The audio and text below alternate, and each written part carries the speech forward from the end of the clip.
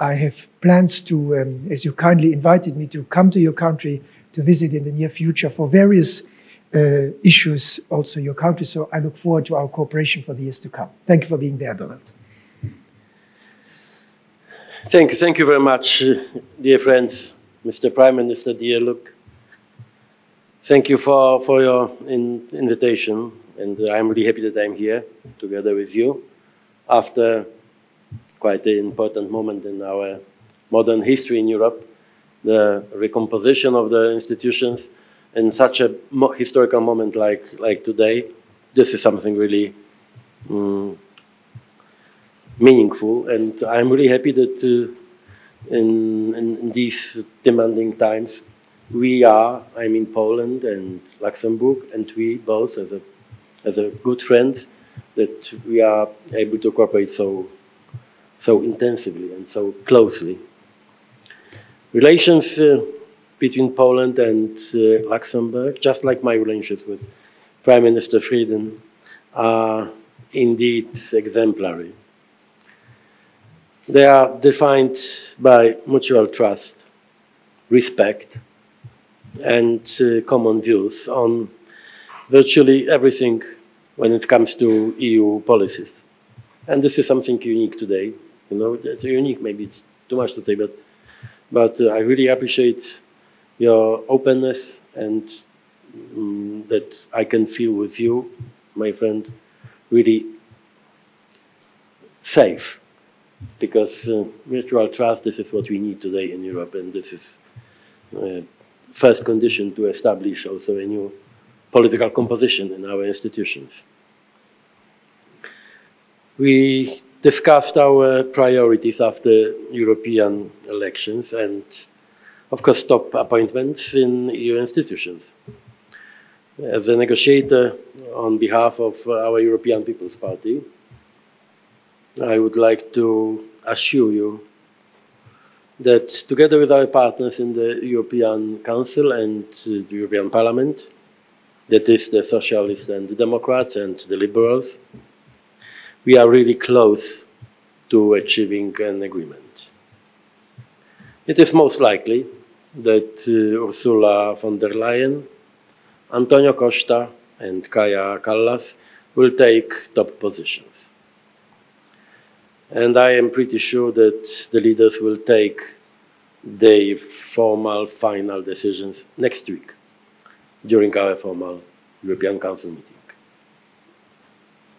I was really satisfied that all of us, I mean the members of the European Council, share the same priorities, in particular our support for Ukraine against the Russian aggression, the need for common action on EU external borders against illegal migration and hybrid attacks organized every single day by the regimes of Putin and Lukashenko. And thank you very much. Luc, you was the first so-called Western leaders who understood really well the situation on our border. And Luxembourg's Prime Minister was the first one who said openly that this is not the Polish-Belarusian border. It's a European border. It's also Luxembourgish border. And this is why I think it's really important to have such a partner to convince other people in Europe that our borders, this is our common responsibility. It's a European duty, not only for one country.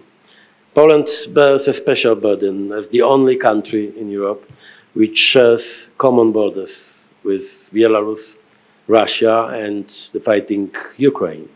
And this is why we are absolutely convinced that all Europe must take common responsibility for its territory, its external borders, and for air defense. I want to strongly underline that the talks between negotiators, I mean President Macron, Chancellor Scholz, Prime Minister Sanchez, Prime Minister Rutte, Prime Minister Mitsotakis, and myself, were very constructive. Really, it's not a slogan. No, it's as you know, quite experienced guy when it comes to European negotiations and activities. And the process now, it's really smoothly and fast compared to the previous terms. And we have good reasons to be more optimistic than ever before when this kind of process started.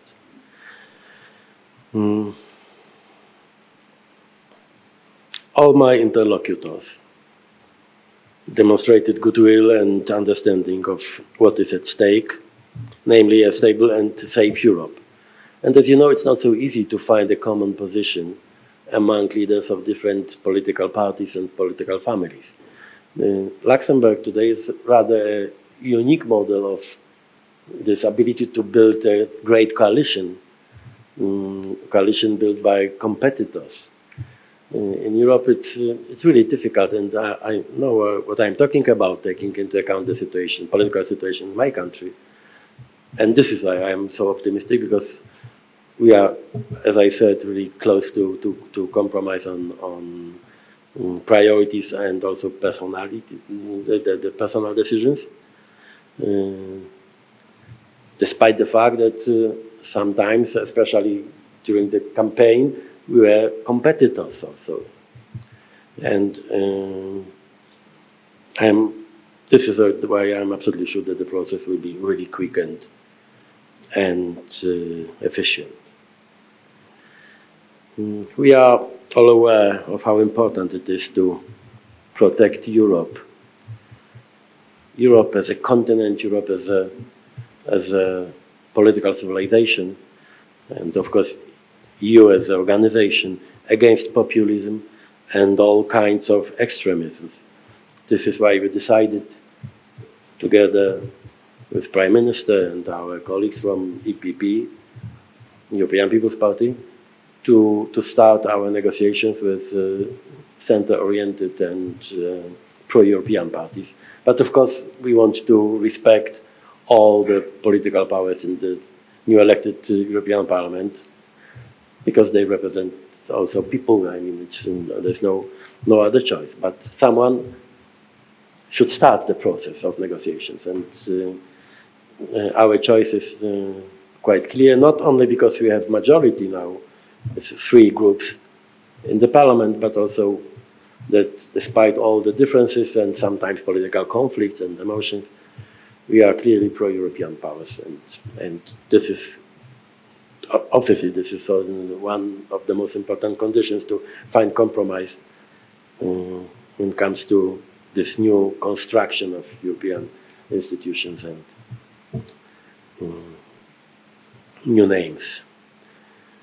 The responsibility for this task, I mean to protect Europe against extremism, is in the hands of all pro-European moderate parties which respect European values. And I hope that the circle